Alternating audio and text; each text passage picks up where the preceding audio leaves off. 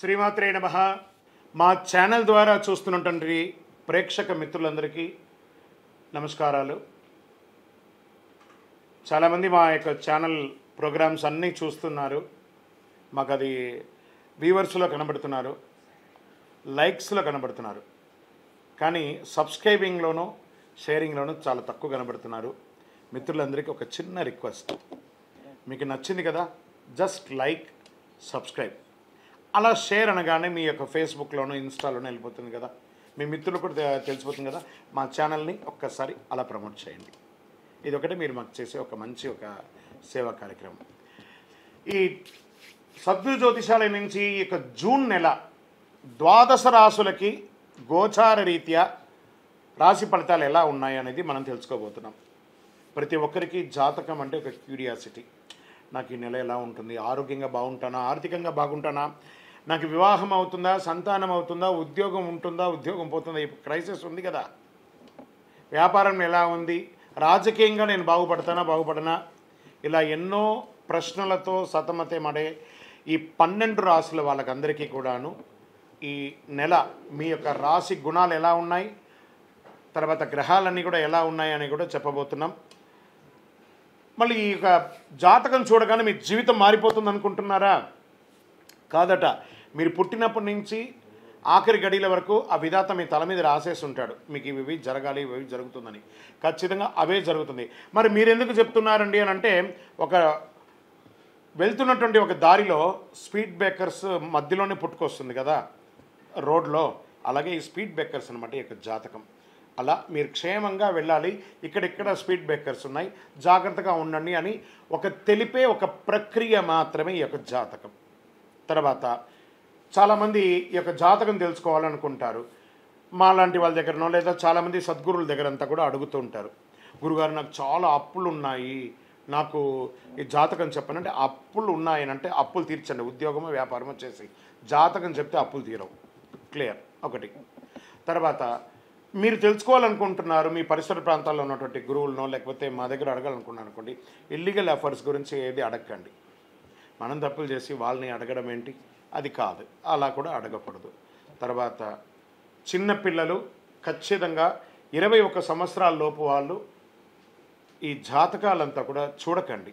మీరు చదువుకునే విద్యార్థులు చదువుకోండి, మీ చదువు మీద మాత్రమే నమ్మకం పెట్టుకోండి.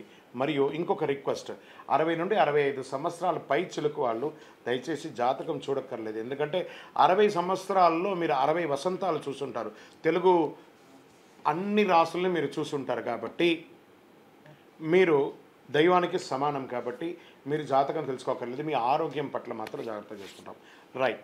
ఇప్పుడు ప్రతి ఒక్కరికి కూడా వ్యాపారం, మరి ఎవరెవరు చూసుకోవాలంటే వ్యాపారం ఎలా ఉంది, ఉద్యోగం ఎలా ఉంది, సంతానం ఎప్పుడు జరుగుతుంది, వివాహం ఎప్పుడు జరుగుతుంది, ఉన్నత చదువు ఎలా చేయాలి అనేది చూసుకోవడానికి అవకాశం ఉంటుంది. మరి ఆ గోచార రీత్యా 12 రాసులకి ఇప్పుడు మనం తెలుసుకోబోతున్నాం.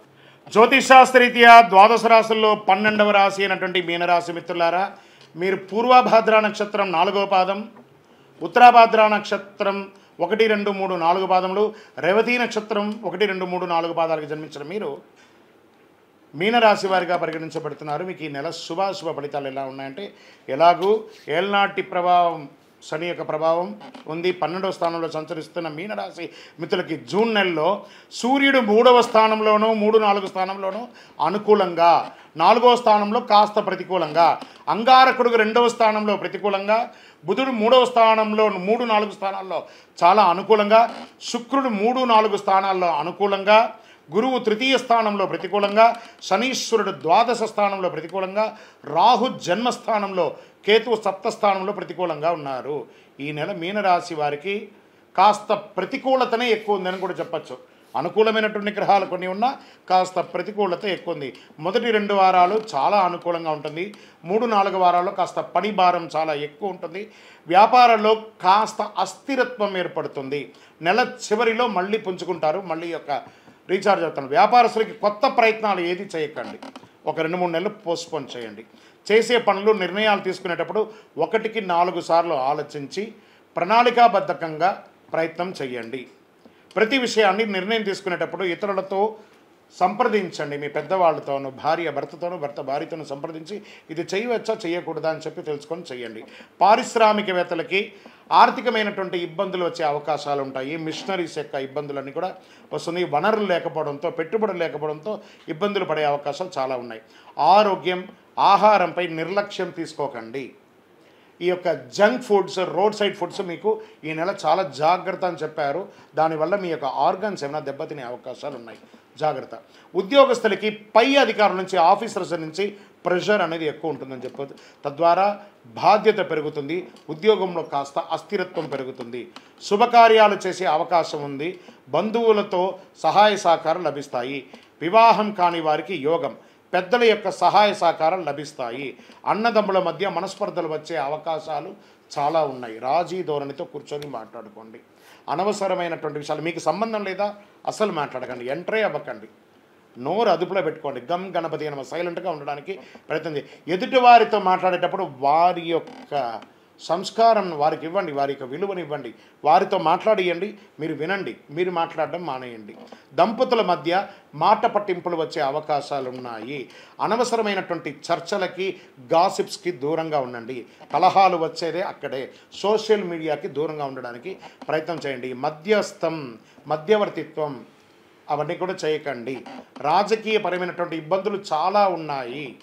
తర్వాత సోషల్ మీడియాలో మీరు ఇచ్చే కామెంట్స్, సోషల్ మీడియాలో మీరు ఏమైనా చేసేదానివల్ల మీకు లీగల్గా ఇష్యూస్, నోటీస్ వచ్చే అవకాశాలు ఉన్నాయి, జాగ్రత్త. మనకు అక్కర్లేదు, మనకెందుకండి, మనకు సంబంధం లేని విషయం, మన విషయం గురించి మనం మాట్లాడతాం. ఇవన్నీ జాగ్రత్త పడండి. పనుల్లో కాస్త ఆలస్యం అయ్యే అవకాశాలు ఉన్నాయి. విద్యార్థులు చదువు పూర్తి చేసి ఉద్యోగం కోసం ప్రయత్నం చేసే వారికి ఒక 2-3 నెలలు వెయిట్ చేయక తప్పదు. వస్తుంది ఆఫర్ లెటర్, కానీ టెంపరవరీ ఉద్యోగాలకు వస్తుంది, కానీ చదువుతున్న విద్యార్థులకి చాలా కష్టం మీద ఉత్తీర్ణ అవుతారు. విదేశాల కోసం ప్రయత్నం చేసేవారు, వీసా కోసం ప్రయత్నం చేసేవాళ్ళు ఈ సమయం కాస్త పోస్ట్పోన్ అయ్యే అవకాశాలు ఉంటాయి. వాహనం నడిపేటప్పుడు జాగ్రత్త. నూతన వాహనాలు కొనకండి. వాహనం రిపేర్ చేసే అవకాశాలు, ఇంటి రిపేర్ చేసే అవకాశాలు, వాస్తుపరంగా సరిదిద్దుకునే అవకాశాలు ఎక్కువ కనబడుతున్నాయి. మీ యొక్క సంతానం, వారి సంతానం విషయంలో కూడా జాగ్రత్త పడండి. ఆరోగ్యపరంగా కొత్త పరిచయాలు ఏర్పడతాయి, దానివల్ల కూడా ఇబ్బందులు కలిగే వచ్చే అవకాశం ఉన్నాయి. ఆ పరిచయం అయింది కదా అని మొత్తం నమ్మేయకండి. ఎంత నమ్మాలో అంత నమ్మండి. దీంట్లో మీనరాశి వారికి ఒక పెద్ద మార్గం అంటే సబ్కా సున్నా అప్నా కర్నా.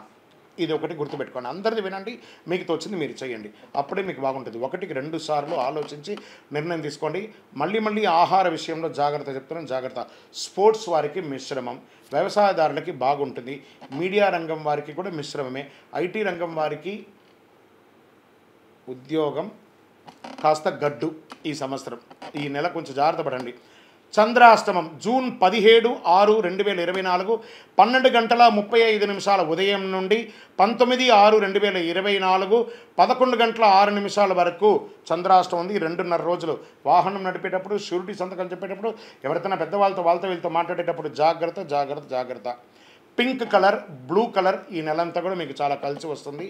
లక్కీ నెంబర్ 5 అని చెప్పవచ్చు. మీకు పరిహారం, మీ పరిసర ప్రాంతాల్లో ఉన్నటువంటి శివాలయానికి వెళ్ళి శివారాధన చెయ్యండి, గురు ప్రార్థన చెయ్యండి, మొక్కులు తీర్చుకోండి. మీ వయస్సు ఎంత ఉందో అన్ని దీపాలను వెలిగించండి ఆ యొక్క దేవాలయంలో. సుబ్రహ్మణ్య భుజంగం అనే యొక్క మంత్రాన్ని ఖచ్చితంగా ప్రార్థన చేయండి. ఓవరాల్ ఈ నెల మీనరాశి వారు జాగ్రత్త,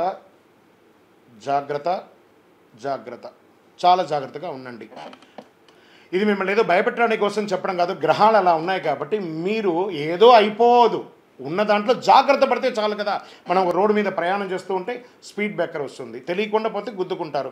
వస్తుందని తెలిస్తే నిదానంగా వెళ్తారు కదా. ఆ జాగ్రత్త చెప్పడమే జాతకం. కానీ ఇలా ఉన్నవన్నీ జరిగే తిరుగుతుందని ఊహించుకోకండి. మీ యొక్క తలరాత ఎలా ఉంటే తప్పకుండా అలా భగవంతుడు నెరవేరుస్తాడు. విజయోస్తు. ఈ 12 జ్యోతిష శాస్త్రం ద్వారా 12 రాసుల వారికి మనం గోచార ప్రకారంగా చెప్పుకున్నాం కదా. మీరందరూ కూడా ఆయురారోగ్య ఐశ్వర్య భోగభాగ్యాలతో ఉండాలని ఆ అఖిలాండ కోటి బ్రహ్మాండ నాయకుడు శ్రీ ధర్మశాస్త్ర అయ్యప్ప స్వామి వారిని ప్రార్థన చేస్తున్నాం. మీరు తిరుపతికి వచ్చినప్పుడు మనము జీవకోన అనే ప్రాంతంలో కపిల తీర్థానికి దగ్గరలో బ్రహ్మశ్రీ డాక్టర్ చంద్రమౌళి గురుస్వామి గారు అయ్యప్ప స్వామి వారికి 18 అవతారముల దేవాలయాన్ని నిర్మించి సమాజానికి అంకితం ఇచ్చున్నారు. ఆ దేవాలయంలో అడుగు పెట్టాలంటే పూర్వజన్మ సుకృతం ఉండాలి. అలాంటి అద్భుతమైనటువంటి దేవాలయాన్ని మీరందరూ వచ్చి దర్శనం చేసుకోవాలని కోరుకుంటున్నాం. మీకోసం, మీ యొక్క యోగక్షేమం కోసం ఎప్పుడూ ప్రార్థన చేస్తూ ఉంటాం. వందే మాతరం, వందే మాతరం, వందే మాతరం. చంద్రమౌళి వెంకటేష్ శర్మ.